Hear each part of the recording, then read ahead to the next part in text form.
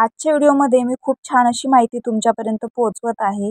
कारण काय होतं, आपण बरेच लोक देवाची एवढी भक्ती करतो, पण आपल्या उपासनेचं, आपल्या प्रार्थनेचं आपल्याला फळ का देव देत नाही, याच्यावर आधारित ही छोटीशी कथा म्हणा, माहिती म्हणा, तुमच्यापर्यंत शेअर करत आहे. मुळात आपण ज्या नगण्य प्रमाणात उपासना करतो व बढाया मारतो व देवाकडून अखंड अपेक्षा ठेवतो, ते खरे पाहता हास्यास्पद आहे. याची जाणीव या लेखात होते. माधवाचार्य हे थोर गायत्री उपासक वृंदावनात त्यांनी सलग 13 वर्ष गायत्रीचे अनुष्ठान मांडलं. पण 13 वर्षात अब्जावधीचा जप होऊनही ना त्यांना आध्यात्मिक उन्नती दिसली ना भौतिक लाभ. हतोत्साही होऊन ते काशीस आले आणि इथे तिथे पिसाटाप्रमाणे भटकू लागले. 3-4 महिने असे गेल्यावर त्यांना एक अवधूत भेटला. परिचय वाढला तसं माधवाचार्यांनी त्यांना आपली व्यथा बोलून दाखवली. आलं लक्षात, गायत्रीऐवजी तुम्ही कालभैरवाची उपासना 1 वर्ष केलीत तर तुम्हाला हवा तो लाभ नक्की होईल. अवधूतांचे बोलणे मनावर घेऊन माधवाचार्य साधनेला सुरू झाले. कोणताही दोष येऊ न देता त्यांनी वर्षभर पुन्हा साधना केली. कधी सुरू केली हेही ते विसरले. माधवाचार्य एक दिवशी उपासनेला बसले असताना मी प्रसन्न आहे, काय वरदान हवे, असं ऐकू आलं. भास म्हणून त्यांनी दुर्लक्ष केलं आणि उपासना चालूच ठेवली. मी प्रसन्न आहे, काय वरदान हवं, पुन्हा भास समजून माधवाचार्यांनी उपासना सुरूच ठेवली. मी प्रसन्न आहे, काय वरदान हवं. आता मात्र हा भास नाही याची खात्री झाल्यावर माधवाचार्यांनी विचारलं, आपण कोण आहात?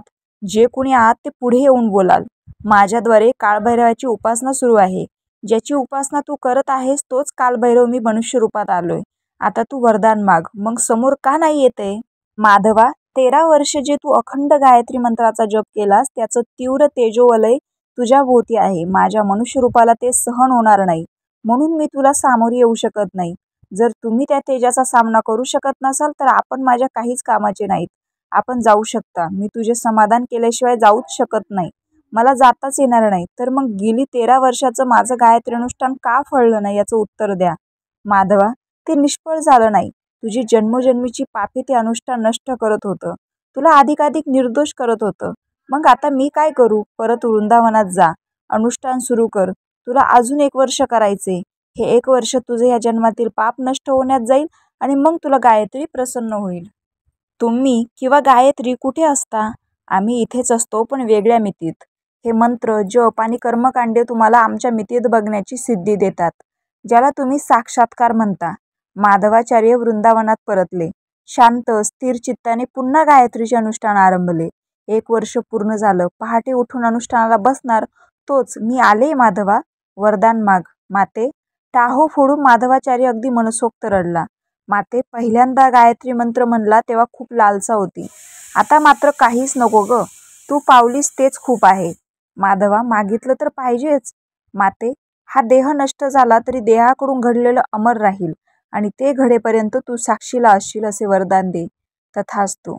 पुढे 3 वर्षात माधवाचार्यांनी माधव नियम नावाचा अलौकिक ग्रंथ लिहिला. आजही तो ग्रंथ गायत्री उपासकांना मार्गदर्शक आहेच.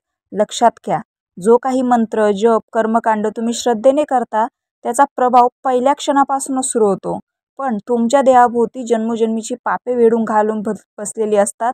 देवतेची शक्ती ही तिथे अधिक खर्ची होत असते. जसजसे तुम्ही उपासना वाढवतात तसतसं वेडे कमी होतात. शक्ती समीप येते आणि तुम्हाला वाटते की तेज चढलं.